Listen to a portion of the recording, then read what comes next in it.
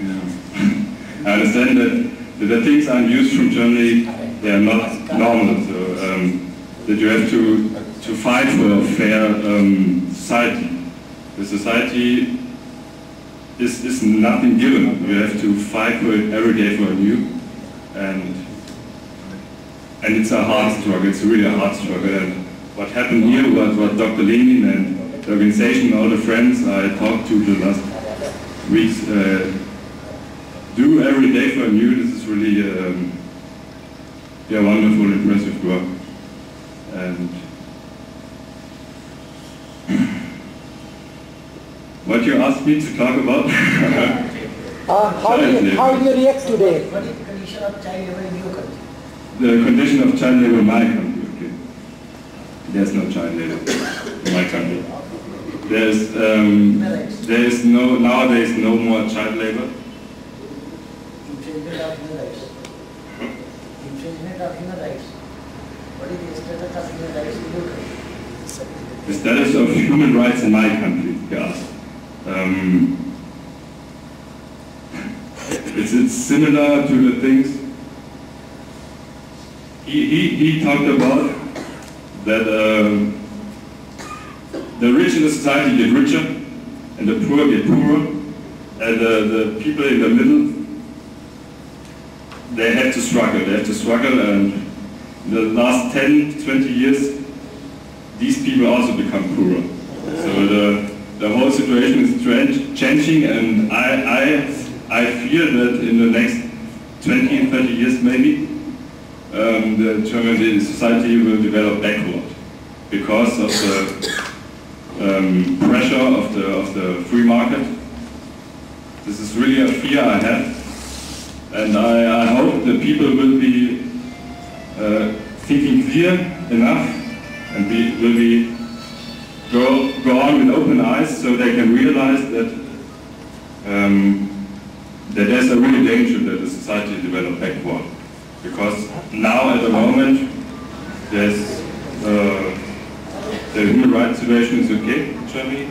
Everybody can talk, think free, and I hope we will keep this, and yeah, this is our situation. Thank you.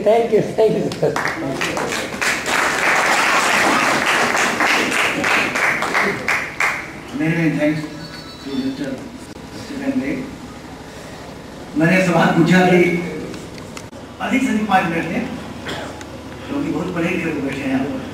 इसी बीच एक बहुत पढ़े लिखे PhD हैं हिंदी के, और हिंदी के एक डिग्री कॉलेज में अध्यापन का कार्य करते हैं। हमारे डॉक्टर संजय श्रीवास्तव जी, मैं चाहूँगा आएँ और वो भी डॉक्टर ने स्वागत करें और अपने उद्गार के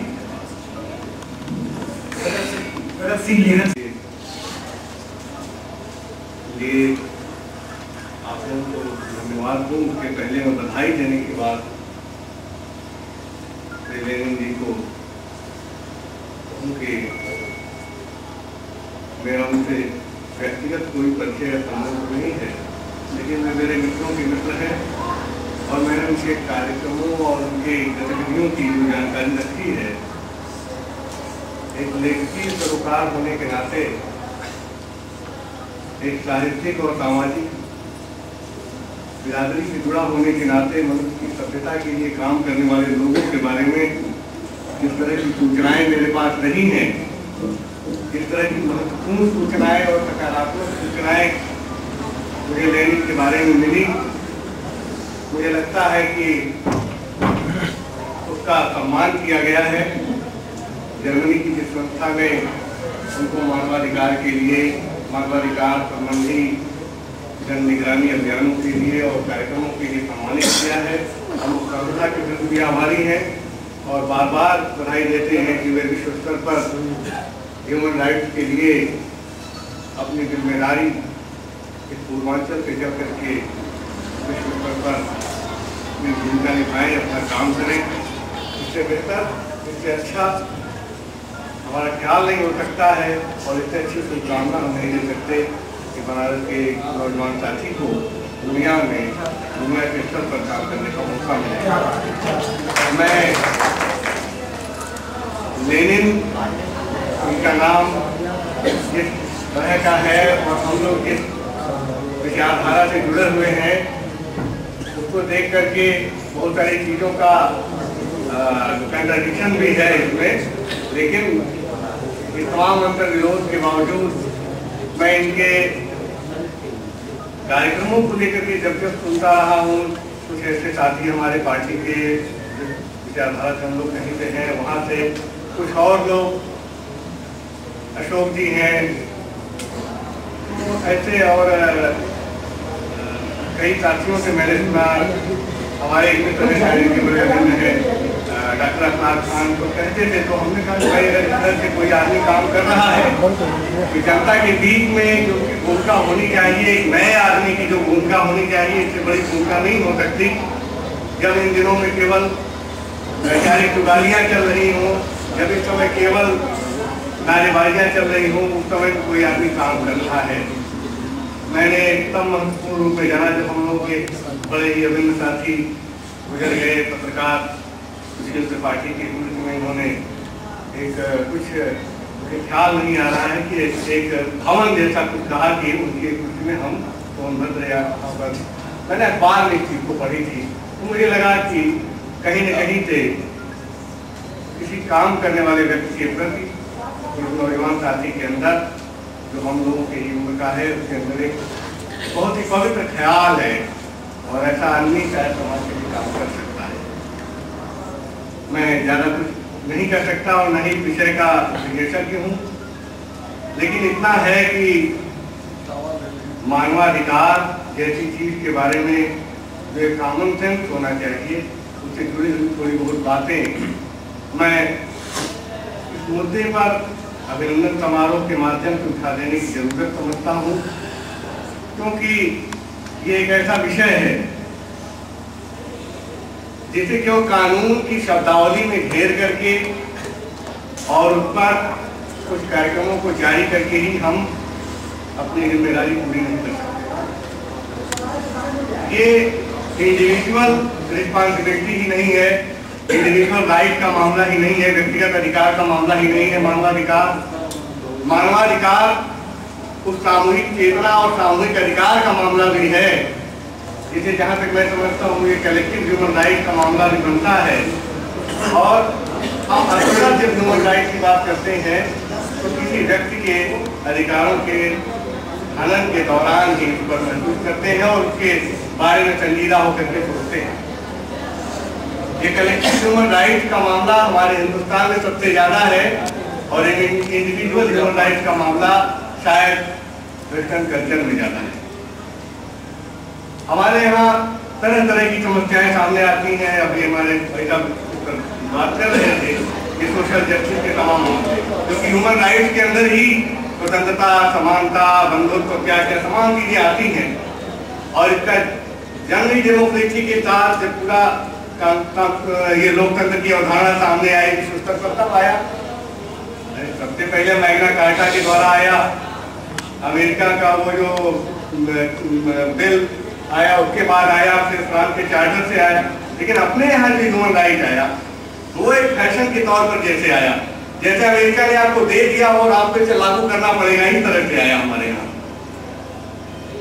तो क्या हम इसे अंतर्राष्ट्रीय दबाव के नाते अपने यहाँ एक जिम्मेदारी समझते हैं या इसमें हमारी सभ्यता मूलक कोई तात्विक विमर्श भी है, कोई ऐसी चीज है जो हमें अपने समाज को बेहतर बनाने के लिए किसी सैद्धांतिक आंदोलन से जोड़ती है। मानवाधिकार का मामला यहाँ भी है। लगता है कि इस स्तर पर सरकारी अभियानों को जनता ज्यादा जरूरी समझती है कि वो राष्ट्रीय मानवाधिकार आयोग है और उसके अंतर्गत अल्पसंख्यक आयोग है, महिला आयोग है, पिछड़ा आयोग है और ये सभी उसके पार्ट हैं। और जब कोई समस्या होती है तो आप एक चिट्ठी लिख करके वहाँ भेजते हैं, वो काम करते हैं, या कुछ संस्थाएं हैं निजी तौर पर जो काम करती हैं उनसे आप अपील करते हैं, वो काम करते हैं। हमारी भूमिका बनती है कि जब किसी भी प्रकार की सांप्रदायिक दुर्भावना या सांप्रदायिक विद्वेष पैदा होता है और आग लगती हो, उस समय हमारे मानवाधिकार संगठन अपनी जिम्मेदारियों को पूरा करें। जब हमारे देश में आज आतंकवाद इस तरह से वहाँ हर आदमी संदेह के दायरे में है, सिर्फ इसलिए वो मुसलमान है। तो हमारे ह्यूमन राइट ऑर्गेनाइजेशन की जिम्मेदारी बनती है कि उनके लिए उस तरह से आगे बढ़ करके काम करें। गुजरात के मुख्यमंत्री को अपदस्थ करने के लिए हमारे मानवाधिकार संगठनों ने शायद जितनी जिम्मेदारी निभानी चाहिए थी नरेंद्र मोदी को लेकर के, मैं बहुत सारे संगठनों की बात कर रहा हूँ जिसमें सभी लोगों को मिलकर काम करना पड़ता, वो दबाव बनाते, वो काम नहीं हुआ। हमारे प्रदेश के अंदर कई शहरों में इस प्रकार से हुए, मऊ के दंगे हुए, ह्यूमन राइट में कहीं भी अपनी भूमिका, जो ऑर्गेनाइजेशन से मेरा मतलब है, जो इस तरह के संगठन है, मानवाधिकार के नाम पर कोई पहलकदमी इस कदर नहीं दिखाई पड़ी, इसलिए मालूम होता हो वे देश में लोकतंत्र की रक्षा के लिए सबसे अग्रणी व्यक्ति हैं। मेरा ये कहना है कि हमारे लेनिन भाई जो हैं, इन सारी चीजों को, जो लैब इस तरह का जो चीजें छूट रही हैं, इन चीजों के बारे में, स्त्रियों के अधिकार के सामूहिक मामले, अभी बहुत सारे मामले आए। हमारे आयशा के लड़के इलाहाबाद आए और उन लोगों के साथ मुझे कहीं में जाना पड़ा कि कुछ दलित वर्ग की लड़कियों के अपहरण हुए, कई दिन तक गायब थी, फिर वे मरी हुई पाई गई, उनकी हत्या। करीब 4 या 5 की संख्या है जिस पर लोगों ने काम किया, लोग आए। इस तरह की घटनाओं पर खास तरीके की जात के साथ जब होता हो, खास तरीके के संप्रदाय के साथ होता हो, तो इन सब चीजों को मिला करके हमारी अपनी भूमिका बनती है। और इस देश में अभिव्यक्ति की आजादी भले ही मौलिक अधिकार के नाम पर हमें मिली हुई हो, लेकिन कई बार हमें संशय और संदेह के घेरे में रख करके बात करने से रोका जाता है। मैं यहाँ ऐसी कोई बात नहीं करना चाहता जिसको लेकर किसी प्रकार का विवाद हो, लेकिन वह ह्यूमन राइट का ही मामला है जिसके लिए अरुंधति राय इस समय संदेश के घेरे में है। एक महान लेखिका, एक अंतर्राष्ट्रीय ख्याति की लेखिका, जिसने लिखना छोड़ करके जन आंदोलन शुरू किया है और वो लगातार व्यक्ति के मौलिक अधिकारों की रक्षा के लिए सुप्रीम कोर्ट तक से मुकाबला करती है। मैं समझता हूँ कि लेनिन भाई ऐसे किसी अंतर्राष्ट्रीय छवि को प्राप्त करने के लिए आप ऐसी ही किसी बड़ी शख्सियत को अपना जरूर सहचर माने। मैं आदर्श की बात नहीं करता हूँ और निश्चित रूप से हम सब आपके आंदोलन में और आगे चलते हुए अपना सहयोग निभाएंगे। मैं इसी बात को नाम मेरे पास आ चुका कि भी काट दे रहा हूँ। अब सारा वो हमारा है कि हम डॉक्टर लेनिन को अग्रसर हों, लेकिन डॉक्टर लेनिन तक पहुँचे उसके पहले बाबू जी हमारे बीच उपस्थित हैं जिन्होंने लेनिन को पढ़ा है। आइए उस मूर्तिकार से हम लोग साक्षात्कार जाएंगे।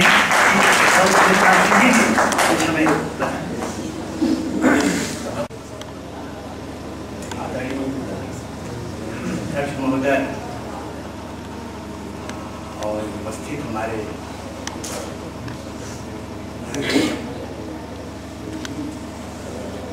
हम अपने बच्चे के बारे में क्या कहना,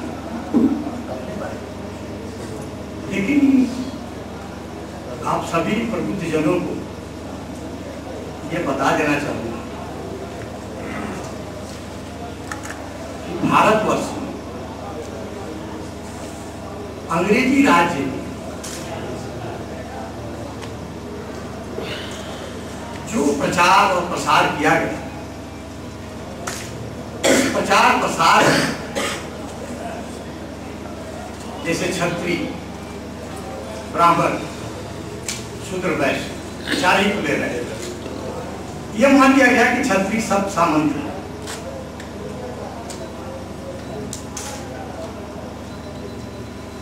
यह बात मैं आपसे निकाल देना चाहूंगा ताकि आपको ये पता चले कि लेनिन जैसे लोगों का निर्माण कैसे होता है। सतत संघर्ष की प्रक्रिया में चलने वाले परिवार के बीच अगर कोई मेधावी निकलता है और उसे रास्ता दिया जाता है उसके स्वजनों द्वारा, लेनिन जैसे लोग निकलते हैं।